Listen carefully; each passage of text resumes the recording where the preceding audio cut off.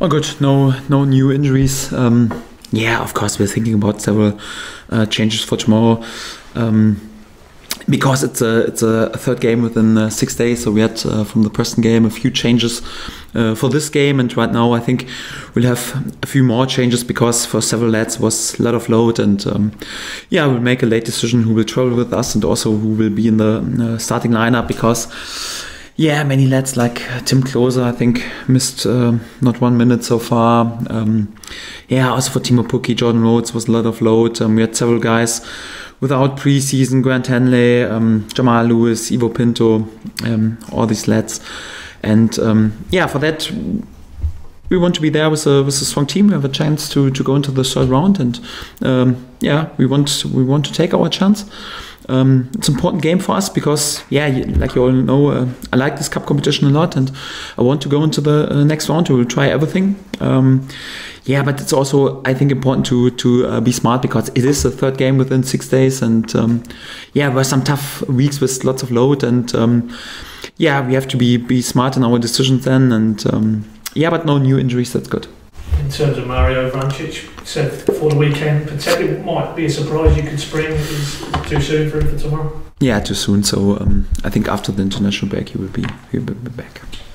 What about pushing you too hard? I mean, Alex Tete, you rested him obviously at the weekend, so you probably would maybe give him another game off and then bring him back in for it. No, he will 100% travel with us. It was more like, yeah, after the Preston game, I got the feeling, okay, it was for him 2 games within 4 days, and then the next game just with two days for recovering with his knee and also with his age or whatever. It was a bit difficult. I think to give him another game off or something like this, the break till the Ipswich game would be a bit too long, and then he would be there with yeah, nearly 2 weeks without a game, and yeah, he will travel with us. So it was, I think in general, was good for him to be yeah, to be able to recreate, and that we don't take the risk of an injury or something like this. But yeah, he's back in a good shape. I think the break for him was good, and he will 100% travel with us.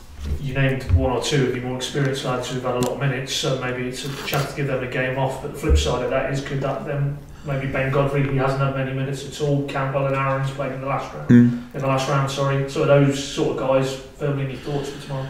Yes, not as a gift, because I wouldn't go in such a game without the thought we are able to be competitive and to win this game. So it's more like, yeah, in the last season I got the feeling, so we were just changing on 3 or 4 positions. I got the feeling in this season it is possible to change a bit more because we have more depth in the squad, and yeah, there were some tough decisions because I'm pretty pleased at the moment with Ben Godfrey. It's also anyhow, yeah, more or less ridiculous that Christoph Zimmermann is not there with more minutes like I gave him so far. So they are all in good shape, and we have several options. I'm also totally pleased with, for example, Todd Cantwell. Yeah, and they have good chances to be involved tomorrow.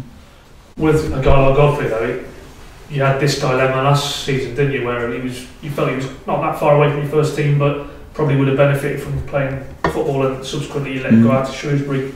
You've clearly decided, no, you want to keep him here, but yes, if that is the case, then he does need to play games, doesn't he, to try and convince you that he should be maybe starting on a regular basis. Yes, but that's anyhow for each and every player in my squad. So we have I don't know, 24 field players, and it's quite normal. So you can't play all 24 field players each and every game for 90 minutes. It's quite normal. There is competition. Sometimes you have to wait and have to be patient. If I'm honest, I think Ben is this season much improved. So I liked him a lot in last preseason, but I think he was not so far in order to start on a regular base. And for me, it was pretty good for him that he had, yeah, more than 30 games on the League One level, but I don't see that more games on this level would bring him in a better position. So I think he's totally prepared to perform on this level, and really good. Yeah, the dilemma perhaps a bit for him is right now we have competition. So Tim Klose plays so far, I think, without any mistake. Grant Henley, yeah, a bit stuttering start, but right now is also coming back into his rhythm and into his shape, is our captain and also a great leader. It's just about the competition, but yeah, I'm 100% convinced there will be also many minutes, not only in the cup but also in the normal games for Ben. And I'm totally happy with him at the moment. What's your thoughts, your keeper situation for tomorrow? Because Michael played in the last round. Tim, you said you're very happy with him, but you talk about Hanley there, maybe a little bit inconsistent. I think you pretty much touched on the same thing with Tim after the game. You know, he's been good in a lot of games, but he has made 1 or 2 errors. So do you continue to play him so he can get his confidence up, or is it you tipping more towards maybe it's a chance to give Michael a game tomorrow?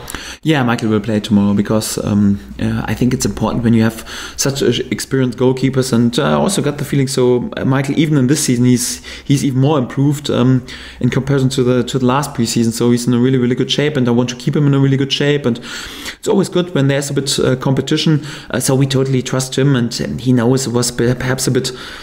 I don't know how to call it, perhaps a bit rusty start or whatever, so not this consistency like what he normally has, because he was there with anyhow some mistakes against West Brom, then 2 really, really good games against Sheffield United, and also our clean sheet against Preston, and then again I'd say 1.5 or nearly 2 mistakes before the goals.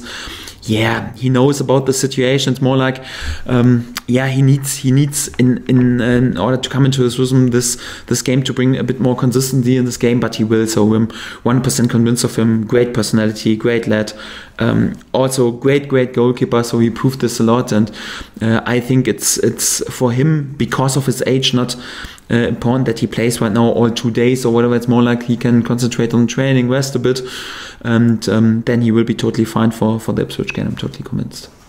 Taking that on from there with the Ipswich game, I don't think there's any fan who would question that you haven't approached the Cups in the right way, and you've said it again today that you really want to get through, and we've seen that in your selections in the time you've been here. And the reality is, probably there's a few managers prior to you who didn't feel that. They might have said they'd go strong, but the team news they would put out would indicate a different story. You've quite clearly shown respect to the Cups, but it is the reality this week. It's all about the Ipswich game. That is the game the majority of those fans will want you to win of the 2. And does that have to colour everything you do in the next few days, in terms of your preparation, your team selection for tomorrow? Surely Ipswich is far and away more important than Cardiff. Yes, of course. The Ipswich game is already a bit in our head, because it's a special game. These 2 games against Ipswich are anyhow the most important games for us during the whole season, and for our supporters. It's quite normal that's anyhow a bit in our head, and especially because it's right now the 3rd week in a row with this rhythm, Tuesday, Saturday. And if I'm honest, if the cup game would be tomorrow and our game against Ipswich would be, if the cup game would be on Wednesday and our game against Ipswich would be on Saturday, I will choose a starting lineup.